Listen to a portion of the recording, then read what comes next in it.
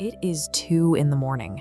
Your body is physically exhausted, your eyes are burning, but your mind is completely wide awake. Instead of letting you sleep, your brain decides now is the perfect time to review one slightly awkward sentence you said to a coworker 11 hours ago. It plays the memory back on a loop, frame by frame, like a high-stakes emergency. Overthinking exists as a family of 8 distinct psychological patterns. They survive by wearing disguises, dressing up as caution, intelligence, or even love. Identifying the specific disguise your brain is wearing right now provides the clarity needed to keep this invisible force from quietly stealing your peace.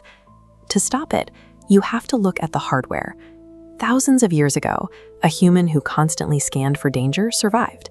But that ancient threat detection circuitry never got the memo that the tigers are gone. Today, it points that same survival instinct at emails, conversations, and relationships. This diagram shows what that looks like in real time. The glowing node on the left is the amygdala, your alarm system, firing off anxiety. The node on the right is the prefrontal cortex, trying to plan a way out.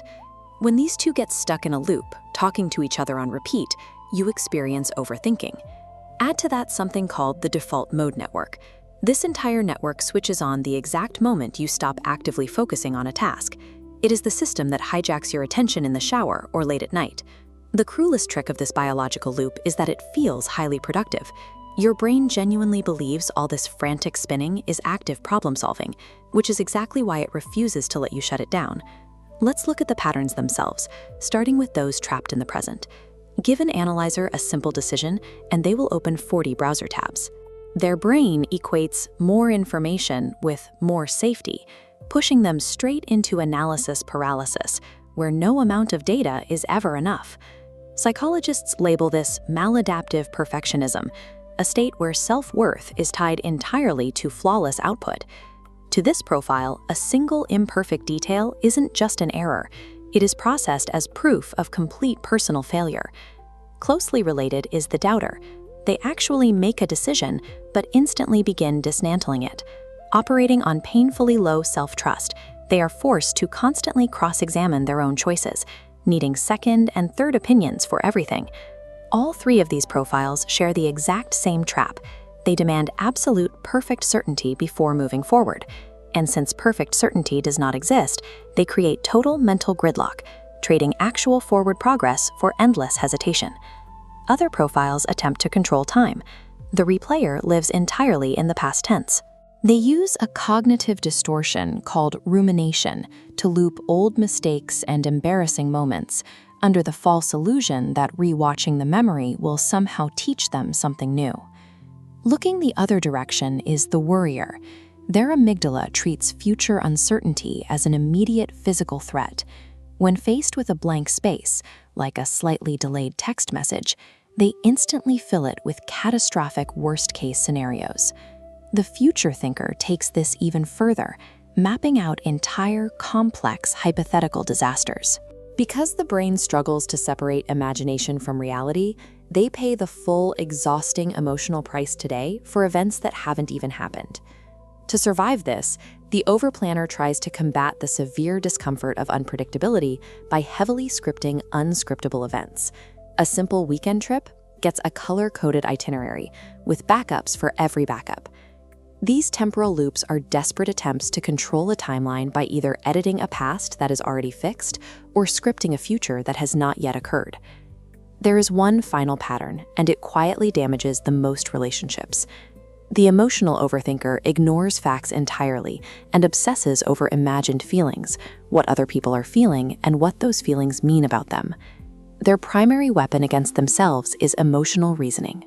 This is a cognitive distortion where the person treats their own internal anxiety or mind reading as a confirmed external fact without a single piece of actual evidence. This image shows exactly how that plays out in real life. The partner on the left experiences a quiet, totally normal dinner, but the emotional overthinker on the right is reacting defensively to a massive fabricated crisis, convinced the relationship is ending. This profile erodes trust over time, not because actual problems exist, but because one partner is constantly fighting a phantom conflict that the other person never even lived through. These profiles rarely work in isolation.